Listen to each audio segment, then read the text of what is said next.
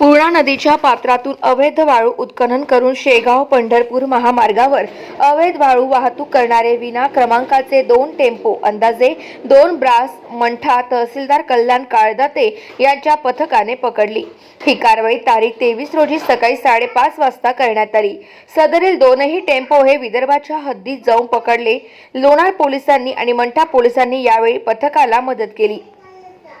मंठा तालुक्यातील पूर्णा नदी पात्रातील सध्या वाळू पट्ट्यांचे लिलाव लाल फितीत अडकल्यामुळे मागणीच्या तुलनेत वाळू उपलब्ध होत नाही। परिणामी वाळूचे भाव वाढलेले आहेत।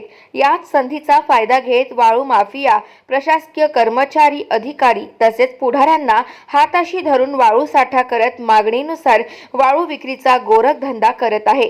कारडी, खोरवड, देवठाणा, किर्ला, पोखरी, केंदळी, भुवन, वझर, सरकटे या गावाच्या हद्दीतून रात्रीच्या अंधारात जेसीबीच्या सहाय्याने वाळू उपसा करायचा आणि सूर्योदयापूर्वी विना नंबर असलेल्या टिप्परमधून वाळू वाहतूक करायची हे नित्याचेच बनलेले आहे।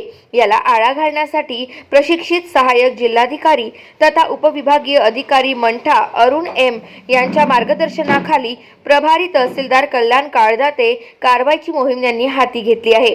कारवाई केलेले दोन्ही टेम्पो जप्त करून शासकीय गोदामात लावण्यात आले। या कारवाई दरम्यान रंगनाथ देशमुख, बाळासाहेब गिरे, अविनाश जाधव, अरुण राठोड, पोलीस कर्मचारी रखमाजी मुंढे, रघुनाथ खुळे यांचा समावेश होता। गाव माझा न्यूज करिता बाळू गायकवाड, मंठा, जालना।